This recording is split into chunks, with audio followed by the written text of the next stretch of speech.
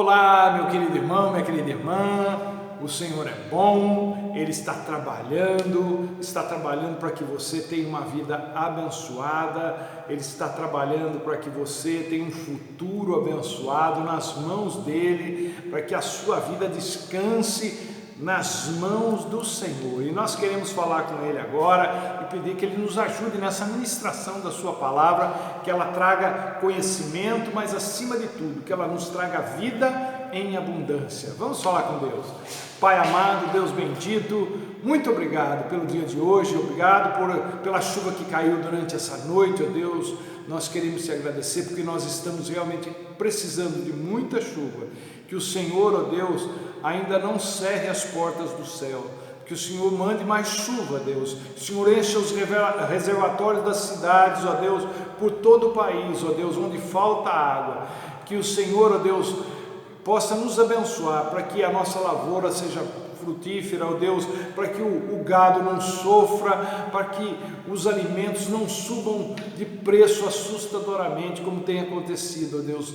Tem misericórdia desse povo do Brasil, ó Deus, tem misericórdia das nossas vidas, Pai, e nos guarda e nos livra do mal. Nós oramos no nome de Jesus, amém e amém. E o texto que Deus nos deu para ministrarmos hoje se encontra no Evangelho de Mateus, no capítulo 17. Vou ler com vocês alguns versículos, a partir do versículo 1. Diz assim: 6 dias depois do quê? Depois de um discurso difícil que Jesus havia feito com os discípulos, depois da revelação que Pedro havia tido e que Jesus achou que foi fantástico, ele disse: Tu és o Cristo, o Filho do Deus vivo. Então, depois que essas coisas aconteceram, 6 dias depois, Jesus tomou consigo Pedro, Tiago e João, irmão de Tiago, e os levou em particular a um alto monte. Ali, Jesus foi transfigurado diante deles. A sua face brilhou como o sol e as roupas se tornaram brancas como a luz. Naquele mesmo momento apareceram diante deles Moisés e Elias, conversando com Jesus. Então Pedro disse a Jesus: Senhor, é bom estarmos aqui. Se quiseres, farei 3 tendas, uma para ti, uma para Moisés e outra para Elias.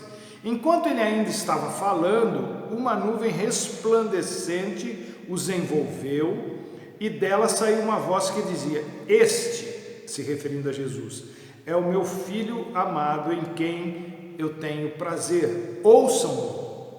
Ouvindo isso, os discípulos prostraram-se com o rosto em terra e ficaram aterrorizados. Mas Jesus se aproximou, tocou neles e disse: Levantem-se, não tenham medo. E erguendo eles os olhos, não viram mais ninguém, a não ser Jesus. Enquanto desciam do monte, Jesus lhes ordenou: Não contem a ninguém o que vocês viram, até que o Filho do Homem tenha sido ressuscitado dos mortos. Agora nós pulamos do versículo 9 para o versículo 14. Quando chegaram onde estava a multidão, um homem aproximou-se de Jesus, ajoelhou-se diante dele e disse: Senhor, tem misericórdia do meu filho, ele tem ataques e está sofrendo muito, muitas vezes cai no fogo ou na água. Eu o trouxe aos teus discípulos, mas eles não puderam curá-lo. E disse Jesus: Ó geração incrédula e perversa, até quando estarei com vocês? Até quando terei que suportá-los? Tragam-me o menino. Jesus repreendeu o demônio, este saiu do menino, que daquele momento em diante ficou curado. Até. Então, gente, olha que coisa fantástica que nós vemos que aconteceu com Jesus no alto do monte. Ele foi transfigurado, seu rosto brilhou, as suas vestes ficaram brancas como a luz. Então é algo realmente fantástico, digno de nota, mas não foi a primeira e nem a única vez que isso aconteceu. O próprio Moisés, que aparece aqui no texto para conversar com Jesus, havia passado por essa experiência milênios antes, lá em Êxodo 34. Lá diz que o rosto de Moisés brilhava. Ele nem sabia que estava brilhando quando começou a brilhar. Foram as pessoas que olharam para ele: o que está acontecendo com Moisés? E aí viram que o rosto dele brilhava e ele passou a usar um véu. para cobri-lo, porque as pessoas não conseguiam olhar diretamente no seu rosto. A glória de Deus era tão visível nele que precisava desse véu, para não cegar, inclusive, as pessoas. A história meio que se repete aqui, à exceção de um fato importantíssimo, de que Jesus está num patamar infinitamente superior, mais elevado, por ser o próprio Deus encarnado, o que é confirmado pela voz que Pedro, Tiago e João ouvem dizendo ser ele, Jesus, o Filho amado de Deus, a quem deveriam ouvir.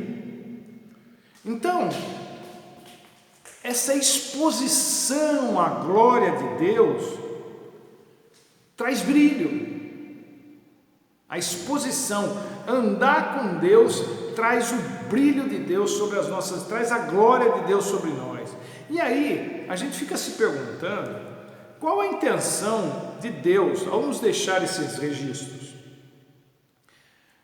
Por que essa coisa da glória que transfigura, que transparece? O que Deus quer que a gente entenda com isso? Pois bem, um sermão, aquilo que você me ouve, ou ouve outros pastores ou padres falando, esses sermões, são apenas conjuntos de frases, mas não passam disso. Um sermão não nos protege de nada, um sermão não nos blinda com nada. E você que está aí, que não está aqui na casa de oração, você que está aí na sua casa, ou onde quer que você esteja assistindo agora esse vídeo, você tem que ter consciência que o inferno está à espreita, ele está olhando, esperando uma oportunidade contra a sua vida. Então é contra isso que nós temos que lutar todo santo dia, porque todo santo dia a nossa vida, praticamente o dia todo, a noite toda, está no mundo, não na casa de oração, não debaixo de uma abóboda celeste, não é? A vida real acontece fora dessas quatro paredes que são a casa de oração, que formam a casa de oração. E Jesus disse que nós vivemos num mundo infestado por aflições. Tereis aflições. Então, o que nos espera? O que nos espera no mundo? Lutas externas e lutas internas.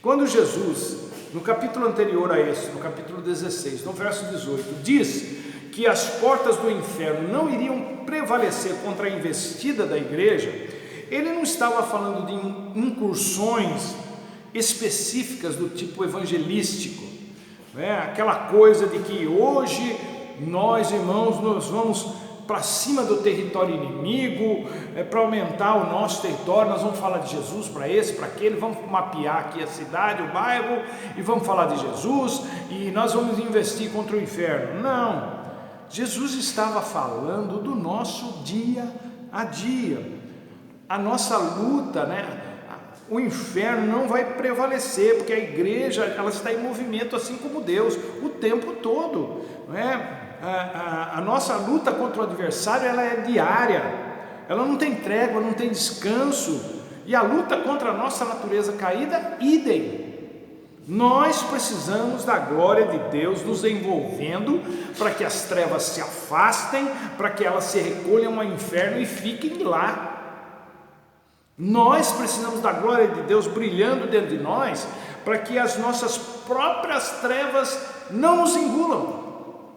Nós precisamos do revestimento do poder de Deus, para que as trevas, quando vierem para cima de nós, venham com a mesma atitude que tiveram quando se depararam com Jesus em Gadara. Lembra do episódio de Jesus chegando em Decápolis, lá e tinham o endemoniado gadareno, registrado em Mateus capítulo 8, em Marcos 5 e Lucas 8, e o que acontece lá? Quando Jesus pisa na praia, chega do outro lado, lá em Gadara, vem aquele endemoniado com uma legião, né? Ele se prostra e aquela legião diz: que temos nós contigo, Jesus, Filho do Deus vivo, Filho do Deus Altíssimo, deixe-nos em paz. Parece até brincadeira isso, né? Mas os demônios que não deixam ninguém em paz, têm a audácia de pedir para Jesus deixá-los em paz. Então é isso o que a glória de Deus faz na vida de uma pessoa que a tem. Ela inverte os papéis. Quem é atormentado pelas potestades passa a ser respeitado por ela, passa a ser temido por elas. De caça passa a ser caçador. De presa passa a ser caçador. Então nós precisamos da glória de Deus brilhando dentro de nós, para que as nossas próprias trevas desapareçam ante o brilho da glória de Deus. Então Jesus, por quê? Por que isso é importante? Jesus desce no monte onde estivera transfigurado por algumas horas e dá de cara com o que quando ele desce? Quando ele deixa a glória, o que ele dá de cara logo no pé do monte onde estava todo mundo esperando por ele e pelos outros discípulos? Jesus se depara com a realidade da vida, com dor, com sofrimento, com gente endemoniada, gente refém das suas próprias trevas. Ali tinha um pai que se sentia impotente diante da situação, porque o seu filho não passava de um joguete nas mãos do diabo. Nós não sabemos o porquê o menino ficara daquele jeito. Não sabemos se a família tinha ou tivera algum envolvimento com o ocultismo, a gente não sabe de nada. O que a gente sabe é o que os evangelhos chamados sinópticos, né? Mateus, Marcos e Lucas, confirmam. O que eles confirmam? Que o menino era perturbado por um espírito maligno. As suas convulsões, os seus ataques eram ocasionados por um espírito maligno.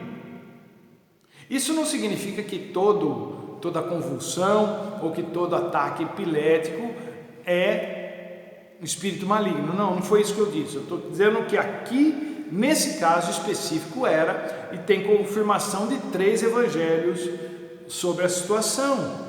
E uma vez que Jesus toma ciência daquilo, ele repreende o demônio que estava no menino, e o menino ficou são dali para frente. Esses dias eu estava falando com um rapaz que é praticante de artes marciais, luta no MMA, e conversa vai, conversa vem. Ele disse que mais difícil do que as lutas são os treinos. É muito treinamento para pouca luta, em outras palavras, é muito treinamento para pouca glória, e a vida é assim, gente. Nós precisamos da glória, mas ela não fica conosco o tempo todo. É muita luta na vida e poucos momentos de glória. Muita glória ou glória ininterrupta é só no céu. No céu a glória de Deus não será mais uma necessidade como é aqui. Lá será um estado permanente. Mas aqui, nessa vida, o buraco da bala é mais embaixo. A glória de Deus é uma necessidade. Para que nós precisamos da glória de Deus? Para a gente poder vencer as trevas que tenazmente nos assediam, o pecado que tenazmente nos assedia, o diabo que anda ao nosso derredor, bramando e rugindo como se, fingindo ser um leão, buscando a quem possa tragar, porque ele não é um leão, ele é o dragão, né? Por isso que ele traga. E a gente precisa vencer essas trevas, tenham elas a origem que tiverem, sejam elas espirituais, sejam elas físicas, sejam elas emocionais, psicológicas, não importa, nós precisamos da glória de Deus para lutar contra essas coisas no nosso dia a dia. Daí a necessidade de reavê-la, porque o texto ele fala de 3 situações aqui. Ele fala de como nós deveríamos viver, não é? A transfiguração de Jesus, a glória de Jesus, é aquela coisa da gente, o plano de Deus inicial, não é? Era que nós vivêssemos de glória em glória, mas o pecado nos destituiu dessa glória de Deus, e isso trouxe resultados não muito bons para a humanidade, aliás, todos muito ruins, não é? E agora Jesus vem para nos restabelecer essa glória que havíamos perdido com a entrada do pecado no mundo. Então, a glória de Deus é uma necessidade, nós precisamos dela. Então, reaver essa glória de Deus é a única maneira de enfrentarmos e vencermos as lutas do dia a dia. Eu sei que você já pediu muita coisa para Deus, não pediu? Eu sei que a lista sua é enorme, dependendo de quantos anos você tem, não sei quantas milhares de orações, de petições você já fez na sua vida. Imagine se isso tudo fosse anotado em livro, o quanto em papel, quanto de armazéns de papéis existiriam no céu. É lógico que isso não existe, mas é coisa de tanto que a gente pede, tanto, a gente faz muitos pedidos, mas eu não sei se você já fez esse pedido para Deus, não sei se você já fez essa oração para Deus. E que oração é essa? Deus, restitui a glória que eu perdi por causa do pecado. Restitui a alegria da minha salvação. Porque todo mundo gosta de restituição. Restituição do imposto de renda é muito esperada, por exemplo. É bênção para quem tem o que receber, não é? Restituição de algo que lhe foi tirado injustamente. E na mente das pessoas, a restituição é quase como se fosse uma indenização, que é outra coisa que todo mundo gosta, até quem não tem dinheiro, ou até quem não tem direito algum, gosta dessas coisas. Davi, por exemplo, eu acabei de citar uma frase dele, por causa dos pecados que cometera contra Deus, contra Urias, contra Batseba, contra o povo de Israel, contra a sua família e contra si mesmo. O que ele fez de ficar com Batseba, matar o marido dela, para poder ficar com ela, ou para que ele não descobrisse ou que Urias descobrisse que ele havia engravidado Batseba quando deveria estar na guerra. Essas 6 coisas ou 6 pessoas que Davi ofendeu com o seu pecado, não é? É uma coisa que mexeu com ele quando ele foi confrontado pelo profeta. E aí, lá no Salmo 51, ele pede justamente isso, para Deus restituir a ele a alegria da sua salvação. Ele não pede para Deus restituir a sua salvação, porque ele não perdera a salvação, mas a alegria da salvação, o prazer de ser um salvo. Restitui o entusiasmo, a vibração, o prazer da salvação. Tem muito crente vivendo sem isso hoje, salvo, mas que não curte a sua salvação, que não aproveita a sua salvação, que não sente prazer nela, que não vibra com ela. É impressionante, é como se o encanto tivesse passado, tivesse durado só alguns momentos, tivesse sido sufocado. E aí, a pessoa que não desfruta, não tem alegria na sua salvação, acha que o motivo da sua tristeza, ou da tristeza que envolve a sua vida, é falta de dinheiro, é o relacionamento ruim em casa ou no trabalho, é uma enfermidade, e daí fica pulando de profissional em profissional, procurando respostas e cura para essa tristeza, esse buraco na alma que sente. Embora essas coisas possam pesar muito no nosso dia a dia, Na maioria dos casos do povo de Deus, o que falta mesmo é a consciência dessa glória de Deus que existe na sua vida. Você precisa dela, você precisa acessá-la. Eu também. Não dá para lutar e vencer o dia mau sem ela. Entre tantas coisas que Jesus veio para fazer nesse mundo, com o seu sacrifício, a sua morte, tudo isso foi para nos restituir aquilo que havíamos perdido como seres que foram criados primeiramente à imagem e semelhança do Deus Altíssimo. O que nós perdemos? A glória de Deus. Sem a glória de Deus, a vida não faz o menor sentido. Sem a glória de Deus, a pessoa, o crente, começa a ficar olhando para aquilo que não deveria olhar. Ele começa a notar mais o que está dando errado na vida do que está dando certo. Ele fica olhando mais para aquilo que não presta do que aquilo que presta. É aquela coisa de prestar mais atenção na sujeira do que no que está limpo. Sujeira incomoda, mas se você ficar só focado nela, você não consegue perceber as outras coisas boas da vida.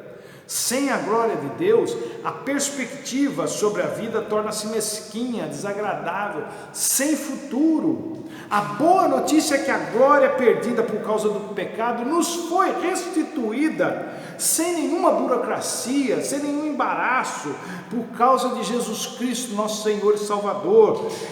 E aí eu me lembrei daquele episódio no Velho Testamento, quando a esposa de Finéias, filho do sumo sacerdote Eli, quando ela soube que o seu marido Finéias e o seu sogro Eli haviam morrido e que a arca da aliança havia sido levada pelos filisteus, ela, que estava grávida, entrou em trabalho de parto, e a última coisa que fez antes de morrer foi dar ao filho recém-nascido um nome terrível, Icabode, que significa foi-se a glória do Senhor. É uma morte muito ruim, gente. No seu último suspiro de vida, ela estava sem nenhuma esperança, desespero total. Nem o nascimento do filho alegrou o seu coração. Eu penso que isso é uma coisa horrível. Gente, seja lá o que for que nos aconteça, não podemos permitir que isso nos roube a alegria da salvação, porque para nós não há mais essa coisa de estarmos destituídos da glória de Deus. Jesus nos devolveu.